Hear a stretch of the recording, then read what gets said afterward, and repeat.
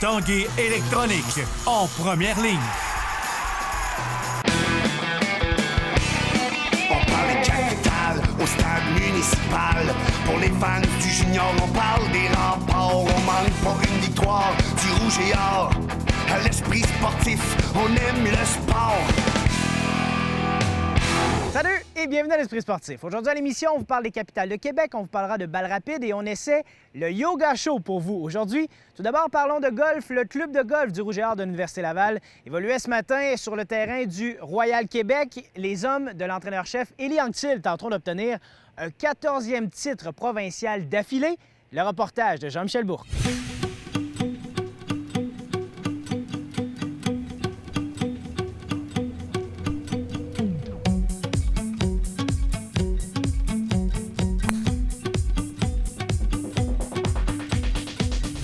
Élie Anctil, troisième saison à la barre de l'équipe du Rouge et Or, club de golf.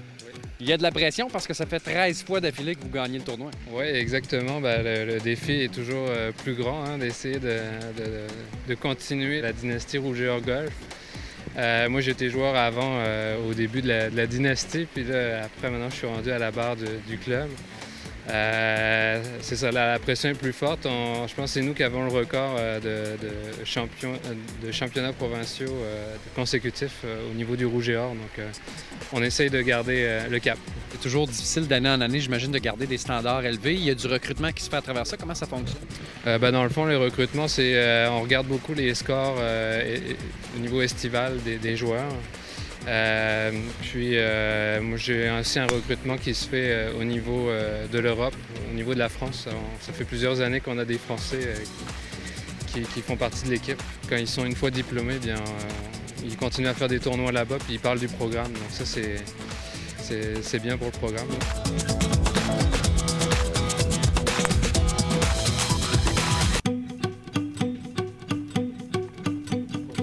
Arthur Nkele, tu es français, tu fais partie de la filière française de cette équipe-là.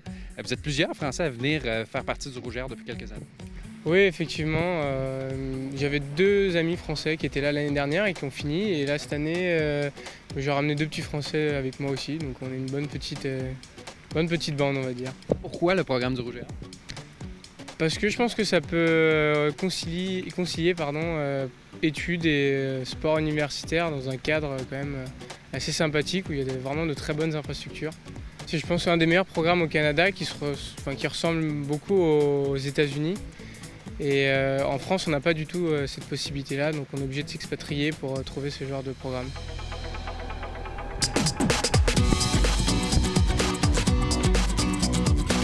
Cette année, en fait, j'ai peut-être moins de joueurs vedettes, peut-être à part Arthur.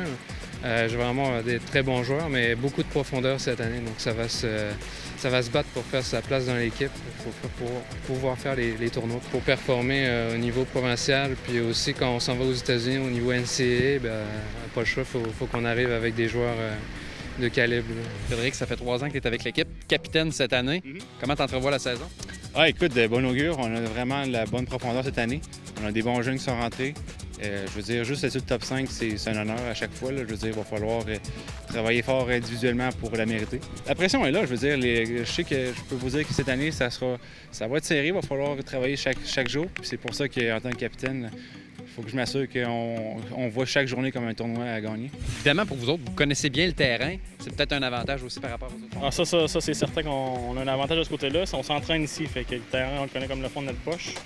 C'est sûr que c'est un très bon avantage pour nous. En équipe, je pense qu'on a des très bonnes chances de continuer sur notre lancée de 13 années consécutives champions à RSEQ. Fait que confiant de ce côté-là, absolument. Sinon, du côté féminin, comment ça se passe cette année? Moi, je suis très confiant. Je pense qu'on a quand même des chances de rapporter la bannière cette année. Et c'est le fun, cette année, on a vraiment une équipe qui va être compétitive, beaucoup de potentiel. Fait que ça va être, c'est encourageant d'embarquer sur le terrain puis de donner toujours le meilleur résultat possible pour donner une chance à l'équipe de gagner. Les dernières années ont été un petit peu plus difficiles. L'équipe de Montréal avait vraiment une bonne équipe. On en a une très bonne encore. Mais on a gagné, je pense, la dernière année, c'était là 4 ans justement, juste avant que je rentre dans l'équipe. Fait que ce serait le fun d'aller en chercher une pendant que je suis là. Qu'est-ce qui vous attend cette saison? Là? C'est le premier tournoi. Décris-nous peut-être un peu ce qui vous attend dans les prochaines. Oui, dans le fond, dans le coin du 11 septembre, on a un tournoi à Millbay, dans le coin de Lennoxville, près de Sherbrooke. Donc, deuxième ronde du championnat provincial. On a aussi un tournoi au Connecticut en même temps. Donc la formation va se séparer. On va amener des bons joueurs de chaque côté. Et finalement, à la fin, on a la finale au Club de golf de l'île de Montréal, fin septembre. Donc c'est sur 3 jours. Puis c'est là que ça va se jouer pour avoir la bannière, pouvoir la ramener une fois de plus au Rouge et Or. Au baseball, l'Organisation des Capitales de Québec a procédé à quelques changements dans son alignement aujourd'hui. Le joueur de premier but, Tim Smith, a été libéré pour permettre au lanceur cubain Ismael Jiménez de réintégrer la formation. Smith en était à sa 2e campagne avec les Capitales, tandis que Jiménez était sur la liste des blessés depuis le début du mois. L'identité du joueur de premier but qui remplacera Tim Smith a été dévoilée dans les dernières heures. Il s'agit de l'Américain Josh Broden, qui était de l'alignement des Wingnuts de Wichita. Le Texan de 28 ans, frappeur ambidex, a entre autres évolué dans la Ligue Atlantique indépendante et pour les Diamondbacks de l'Arizona au niveau A+ du baseball affilié.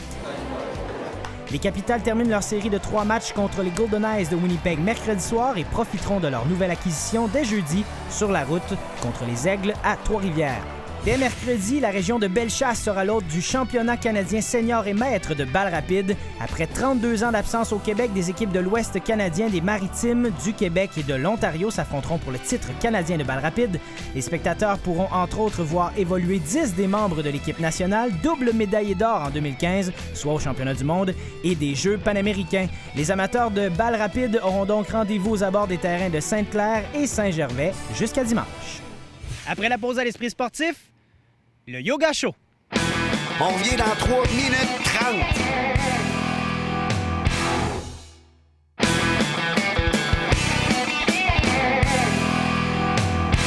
Le yoga est une activité qui gagne en popularité à Québec, surtout chez les dames. Mais connaissez-vous le Yoga Show, du yoga, mais pratiqué dans une salle chauffée à plus de 40 degrés Celsius? Je l'ai essayé pour vous. Je me suis rendu du côté de Yoga Show Québec.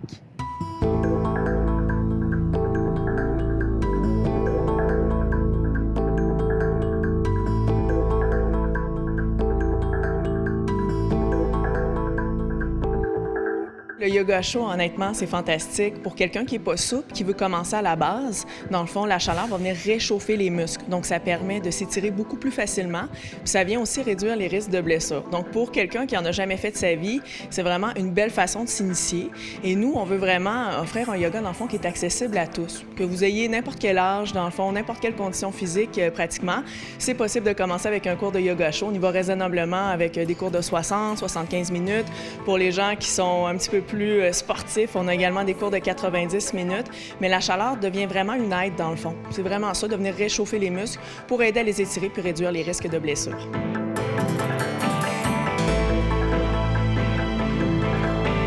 C'est qu'on essaie de prôner vraiment un juste milieu, l'écoute de son corps. Donc, on y va avec 50 % d'efforts pour commencer. On n'est pas obligé d'y aller à 100 %. C'est pas une compétition comme dans un sport conventionnel. Mais la première fois que j'ai fait du Yoga Show, j'ai adoré ça parce que c'est pas juste physique. Le Yoga Show va vous rendre plus fort physiquement, mais aussi mentalement. Et c'est tout l'aspect mental qui m'a vraiment plu, qui m'a vraiment attiré vers cette pratique-là. À cette époque-là, j'étais journaliste, puis honnêtement, ça m'a vraiment aidé dans mon métier. Ça m'a rendue beaucoup plus forte, beaucoup plus performante aussi au travail, beaucoup plus productive. Donc, j'ai vu que des bienfaits, honnêtement, autant sur ma silhouette que, dans le fond, dans mon mental.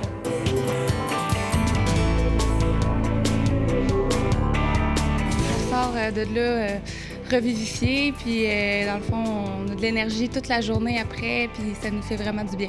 C'est vraiment toute l'intensité, le focus, la totale. Pour de vrai, je suis un mordu, je suis vendu. Puis ce que j'offre, c'est vraiment un yoga pour monsieur, madame, tout le monde.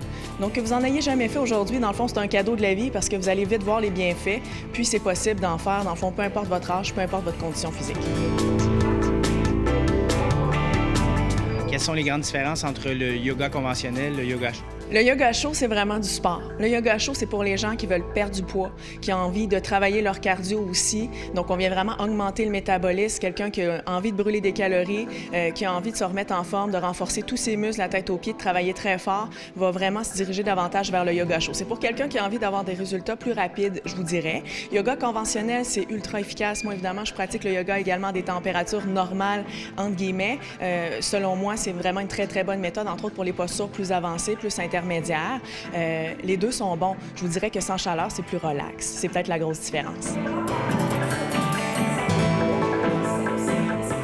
Votre salle est à combien de degrés aujourd'hui? Aujourd'hui, elle est à 42 degrés Celsius avec 40 d'humidité, ce qui fait la particularité de nos salles dans nos 2 centres Yoga Show Québec, parce qu'on en a 2, c'est le fait que l'air est frais. L'air vient de l'extérieur, il est chauffé à partir de dehors, donc il entre dans la salle et à toutes les 12 minutes, il y a un changement d'air complet. Ça, juste pour vous rassurer, parce qu'au moins mentalement, on dit « OK, je respire de l'air frais, il y a de l'oxygène dans la salle, on ne respire pas le CO2 de nos voisins. » Puis il y a vraiment une humidité contrôlée qui va vous donner chaud, parce que le but, c'est de tuer, puis c'est de sortir les toxines du corps. Surtout avec le Yoga Show, c'est vraiment une détox complète.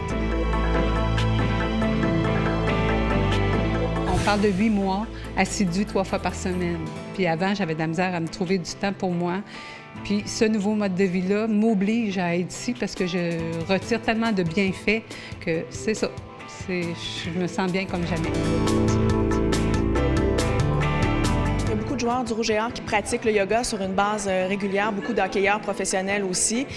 Honnêtement, c'est incroyable les effets que le yoga peut avoir sur le corps. Puis je pense qu'il y a de plus en plus d'hommes et d'athlètes professionnels qui comprennent, dans le fond, à quel point ça peut être efficace, ça les rend plus forts physiquement, sont plus souples, sont meilleurs également quand ils arrivent dans la vraie vie pour jouer au hockey ou sur un terrain de soccer ou peu importe le type de sport.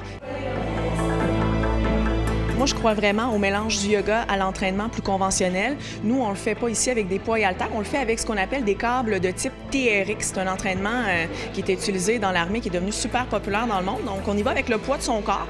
Les câbles sont suspendus. Ce sont des câbles qui sont raides, qui sont rigides. Puis, on vient vraiment travailler tout son corps, tous ses muscles, surtout les bras, grands dorsaux. On peut même travailler les abdos, les jambes, les cuisses. Honnêtement, ça peut travailler le corps de la tête aux pieds. Le défi, c'est de rester dans la salle pendant les 75 minutes de la classe, de ne pas se décourager. Vraiment également aussi de doser l'effort. Je dirais pour les gens qui sont des sportifs, souvent ils ont tendance à y aller à 150 %.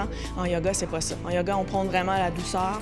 On veut y aller progressivement. On veut apprendre à écouter son corps, garder ton calme, faire de ton mieux tout simplement sans te juger, sans te comparer à personne. Puis c'est comme ça que les résultats vont venir.